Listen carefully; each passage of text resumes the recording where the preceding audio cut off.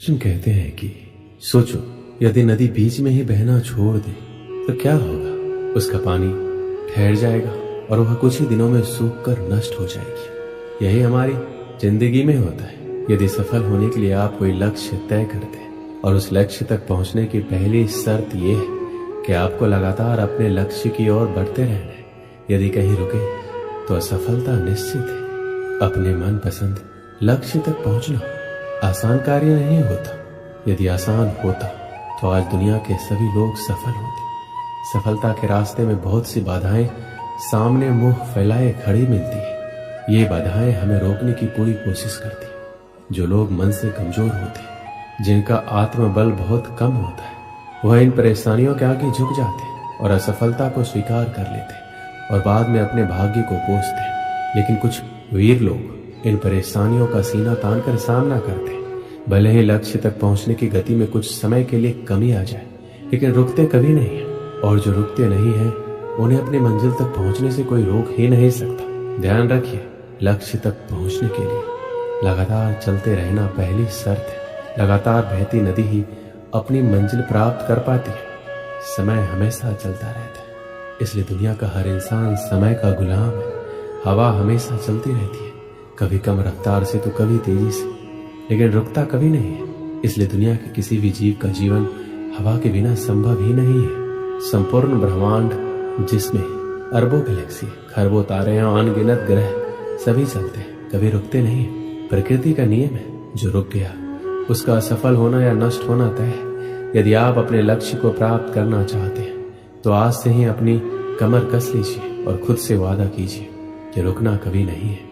सोचो कि जो लोग अपना लक्ष्य केवल इसलिए छोड़ देते हैं कि इसके लिए चलना बहुत पड़ेगा, इससे ज्यादा बड़ी असफलता कोई नहीं हो सकती। क्योंकि सफलता और असफलता तो बाद की बात है।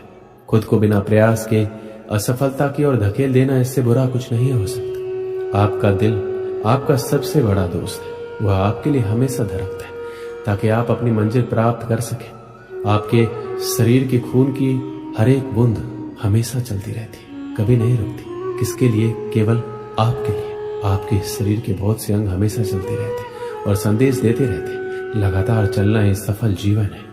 आपके कान हमेशा सुनते हैं, आपकी आंखें हमेशा देखती हैं। किसके लिए? केवल और केवल आपके लिए, ताकि आप सफलता की ओर हमेशा बिना रुके बढ़ते रहे। श्री कृष्ण कहते हैं, सबसे पहले ये जान लेना जरूरी है कि दुनिया में कोई भी व्यक्ति अकेले के दम पर कोई सफलता प्राप्त नहीं कर सकता। यदि किसी व्यक्ति को सफलता मिली है, फिर चाहे वो खुद की सफलता हो, लेकिन उस व्यक्ति की सफलता के पीछे बहुत से लोगों का हाथ होता है। वो चाहे उसके परिवार का हो, उसके रिलेटिव या कोई अनजान व्यक्ति हो। प्रकृति का यह नियम है कि जिस व्यक्ति ने जितनी बड़ी सफलता हासिल की है, उसके पीछे उतने ही ज्यादा लोग उसकी सहायता कर रहे थे, और जितनी छोटी सफलता हासिल की है, उसके पीछे उतने ही कम लोग उसकी सहायता कर रहे थे। जीवन में हर कोई सफलता पाना चाहता है, लेकिन सफलता पाने के लिए व्यक्ति में कुछ अच्छी आदतों का होना बहुत जरूरी है। व्यक्ति में कुछ आदतें ऐसी भी होती हैं जो आपके सफलता के रास्ते में आड़े आ सकती है। यदि आप भी पाना चाहते हैं जीवन में सफलता, तो इन 5 आदतों को आज ही छोड़ें। पहली आदत है हर काम में परफेक्ट होने की चाहत। जो लोग जीवन में असफल होते हैं या अपने मन मुताबिक काम नहीं करते, उनकी सोच ये होती है कि जब तक हम परफेक्ट नहीं हो जाते तब तक ये काम हम शुरू नहीं करेंगे। इसके विपरीत जो लोग सफल होते हैं वो कभी भी पूर्णता के पीछे नहीं भागते, वो काम करते करते परफेक्ट हो जाते हैं। आपने कई लोगों को कहते सुना होगा कि हमेशा अपने गोल पर फोकस करो, लेकिन क्या सिर्फ गोल पर फोकस करने से आप सफल हो पाएंगे?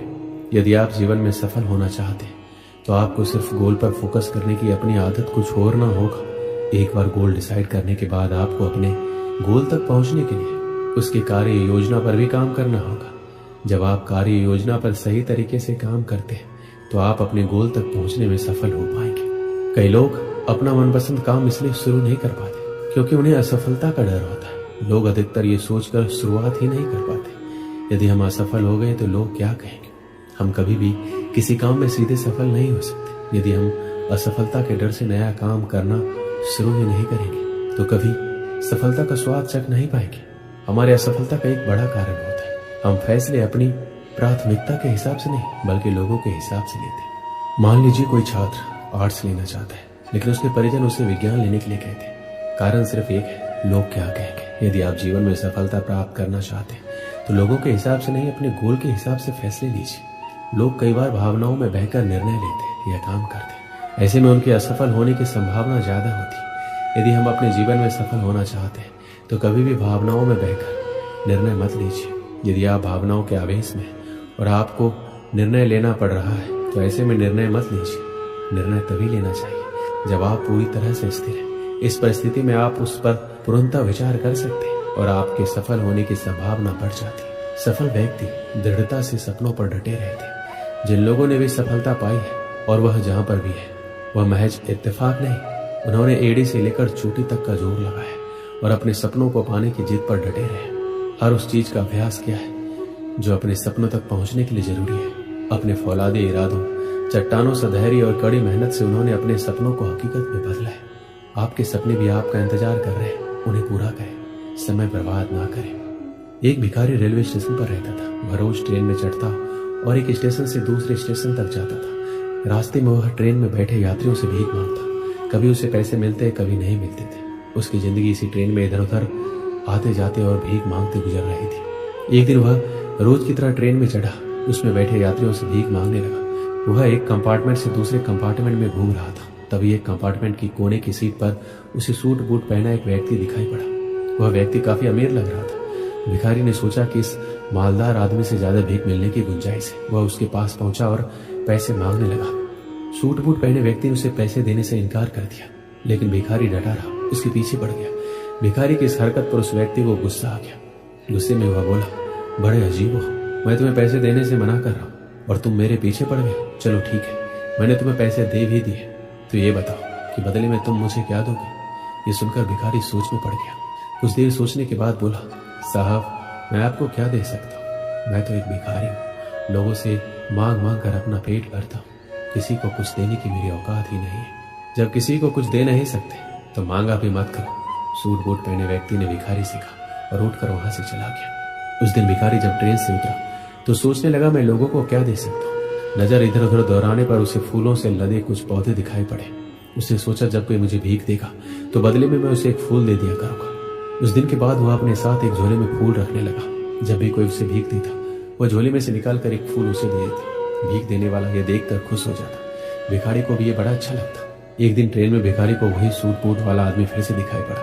भिखारी उसके पास गया और बोला, साहब आपके पास मेरे पास आपको देने के लिए कुछ है, आप मुझे कुछ पैसे दे दो। उस व्यक्ति ने अपनी जेब से कुछ पैसे निकाले और भिखारी को दे दिए। बदले में भिखारी ने अपने झोले में से एक फूल निकालकर उसे दिया। वह व्यक्ति खुश हो गया और बोला, मुझे लगता है कि तुम अब व्यापार सीख गए हो, तुम्हें लेन देन का समझ आ गया है। जब तक किसी को कुछ दे नहीं सकते तो लेना नहीं चाहिए, समझे। उस व्यक्ति का स्टेशन आ गया था। वह ट्रेन से उतरकर चला गया, लेकिन उसकी कई बात भिखारी के दिमाग में घर कर गई। वह ट्रेन से उतरा तो प्लेटफॉर्म पर खड़े होकर जोर जोर से चिल्लाने लगा, मैं भिखारी नहीं व्यापारी हूँ। अब मैं भी सूट बूट पहनकर घूमूंगा, मेरे पास भी ढेर सारे पैसे होंगे। लोगों ने उसे ऐसे चिल्लाते देखा तो सोचा भिखारी पागल हो गया। उस दिन के बाद 6 महीने तक भिखारी ना स्टेशन पर ना ही ट्रेन में नजर आया। 6 महीने बाद एक दिन ट्रेन में 2 सूट बूट पहने व्यक्ति मिले। एक व्यक्ति ने दूसरे व्यक्ति से कहा, आपने मुझे पहचाना? हम पहले 2 बार मिल चुके हैं। दूसरे व्यक्ति ने उत्तर दिया, नहीं तो, मुझे ऐसा नहीं लगता, मेरे ख्याल से हम पहली बार मिल रहे हैं। दूसरे व्यक्ति ने कहा, आपको शायद याद नहीं है सर, मैं वही भिखारी हूँ जिसे पहली बार आपने सिखाया था कि लेन देन कितनी बड़ी बात होती है, और दूसरी बार सिखाया कि मैं भिखारी नहीं व्यापारी भी बन सकता हूँ, बशर्ते मैं अपनी सोच बड़ी कर लूँ। आज देखिए मैं एक व्यापारी बन गया।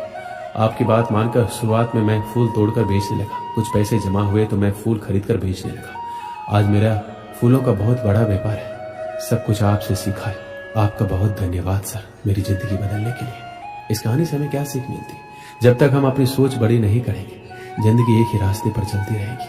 अपनी सोच बड़ी कीजिए, जिंदगी बदल जाएगी। हम हमेशा छोटी सी चादर में सिमटे रहते और सोचते हैं हमारी पहुंच बस इतनी है, इससे आगे हम बढ़ नहीं सकते।